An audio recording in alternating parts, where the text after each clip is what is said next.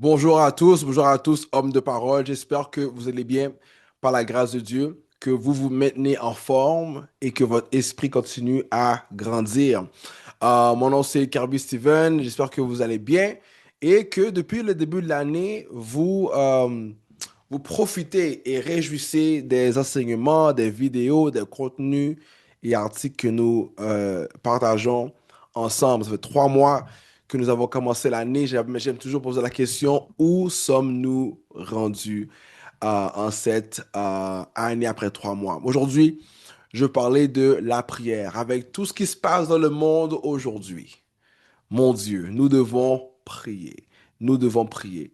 Et si il y a quelque chose qui est dans mon cœur que pour qu'on puisse partager entre frères, c'est que entre frères, nous devons nous tourner vers le Seigneur. Lorsque le monde est dans l'état dans lequel elle est aujourd'hui, où ce que les bruits de guerre, les bruits de la loi, hein, qui essaient de venir contre les hommes de foi, qui prêchent l'évangile ou qui vivent leur évangile, leur foi à voix haute.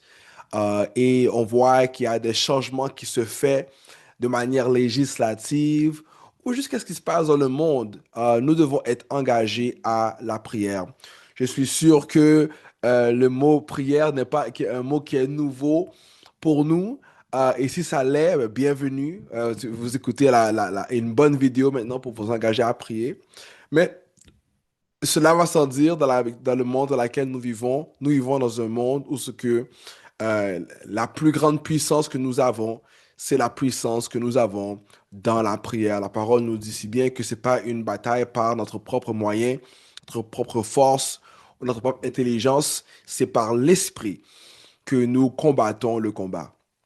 Donc, le verset que je partageais avec vous aujourd'hui se trouve dans le livre de Timothée, 1 Timothée chapitre 2, et c'est Paul qui parle à Timothée et qui l'exhorte lui disant, j'exhorte donc avant toute chose à faire des prières, des supplications, des requêtes, des actions de grâce pour tous les hommes, pour les rois et pour tous ceux qui sont élevés en dignité, afin que nous menions une vie paisible et tranquille en toute piété et honnêteté. Cela est bon et agréable devant Dieu notre Seigneur, qui veut que tous les hommes soient sauvés et parviennent à la connaissance de la vérité. Le verset 8 va nous dire, je veux donc que les hommes prient en tout lieu, en élevant des mains pures, sans colère ni mauvaise pensée.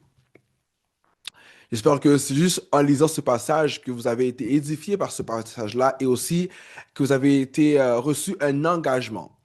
Dans le monde dans lequel nous vivons aujourd'hui, nous sommes dirigés par des leaders que soit nous avons élus ou que nous n'avons pas élus, mais qui ont été élus, qui ont été choisis, sélectionnés ultimement par notre Dieu pour diriger dans la saison dans laquelle nous sommes, soit pour notre bien ou même notre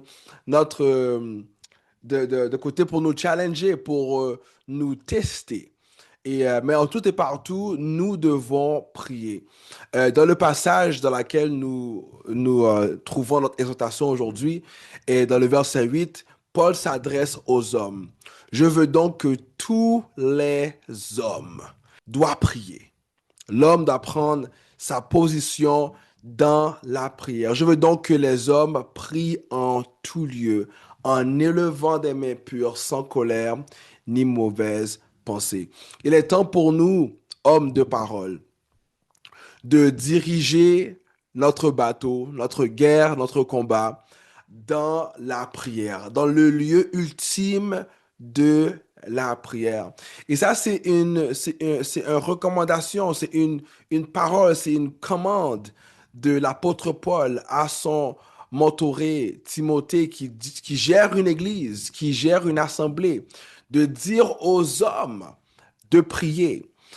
Il doit avoir quelque chose pour que la voix de l'homme qui se met dans une posture de prière, qui donne sa voix au ciel pour que le ciel puisse intervenir ici sur terre. Donc pourquoi devons-nous prier? Premièrement, la parole nous dit que nous devons prier pour que nous puissions vivre en paix. Nous devons prier pour que nous puissions vivre en paix et en piété. Donc, si nous ne cherchons pas la guerre, nous ne cherchons pas le bruit, nous ne cherchons pas l'attention, nous ne cherchons pas le spotlight, nous ne cherchons pas à ce que les caméras viennent nous voir. Bien qu'il y a il y a une idée pour ça, il y a un temps pour ça, il y a un moment et une saison aussi pour ça, mais nous prions pour que nous puissions vivre notre foi en toute paix et en toute piété, en toute persévérance. Donc, qu'est-ce que nous devons faire? Nous devons prier pour nos leaders. Nous devons prier pour ceux qui portent le, le couteau ou l'arme, qui portent le pouvoir de la législature ou de la politique ou des grandes institutions qui gèrent notre vie de tous les jours. Donc, nous devons prier, pas pour la guerre, mais pour la paix. Et la parole nous dit que cela est bon et agréable à Dieu parce que lorsque nous prions le Seigneur pour nos leaders et nos autorités. Eh bien, nous prions pour qu'à la fin, ils puissent être sauvés. C'est ça qui est bon et agréable pour notre Dieu. Et nous devons faire ça. Et donc, en parlons aux hommes qui écoutent sur le son de ma voix, qui écoutent cette vidéo. Nous devons nous engager à prier. Donc, si nous nous mettons ça en pratique, lorsque nous prions, est-ce que nous prions pour nos autorités? Est-ce que nous prions pour notre gouvernement? Est-ce que nous prions pour ceux et celles qui sont au-dessus de nous? Et comment nous prions? Est-ce que nous prions pour leur rédemption? Est-ce que nous prions pour qu'ils puissent se tourner vers Dieu, sachant qu'il n'y a rien d'autre qui fonctionne? Si nous prions pour nous tourner vers Dieu, sachant qu'il n'y a rien qui fonctionne d'autre que le Seigneur de notre vie, à combien bon devons-nous prier pour notre gouvernement, qui sont peut-être ignorants ou qui ont peut-être un agenda contre ta foi et la mienne. Donc, en tant qu'homme, prions ensemble. Donc, la question c'est, est-ce que nous prions? Est-ce que lorsque dans notre moment de prière, nous avons un temps ce que nous dédions à prier pour nos leaders, notre gouvernement, pour que nous puissions prier et vivre en piété et en paix?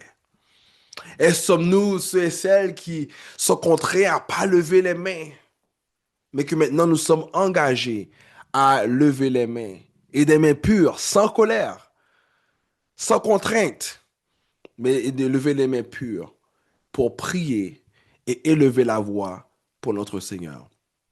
Je crois que le Seigneur, en tant qu'homme, nous a mis dans une position de leadership pour pour diriger notre maison, diriger nos églises, diriger notre groupe. Le Seigneur nous a fait comprendre que les temps ne vont pas être plus faciles pour ceux qui le suivent, mais plus difficiles pour ceux qui le suivent. Donc, nous voulons être dans un endroit où notre prière est attachée à la volonté de Dieu et que sa volonté puisse être faite dans notre génération. Est-ce que nous sommes intentionnels dans nos prières avec tout ce qui se passe aujourd'hui? Nous vivons un moment où nous voyons que le royaume des cieux est proche. Et plus le royaume des cieux est proche, plus les temps et les signes de son retour vont se mettre évidents. Est-ce que nous nous rapprochons du Seigneur dans la prière? Donc, je vous exhorte donc, frères, avant toute chose, de faire des prières, des supplications et des requêtes, des actions de grâce pour tous les hommes, pour les rois, pour ceux qui sont élevés en dignité, afin que nous menions une vie paisible et tranquille, en toute piété et honnêteté, car c'est bon au regard de Dieu.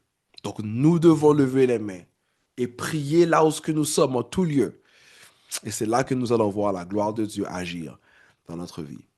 J'espère que vous avez retenu quelque chose de cette vidéo et qui va vous engager aussi à prier en tant que frère, en tant qu'homme, et que le Seigneur, littéralement, veut entendre nos voix, la voix des hommes de parole. Que le Seigneur vous bénisse et à la prochaine.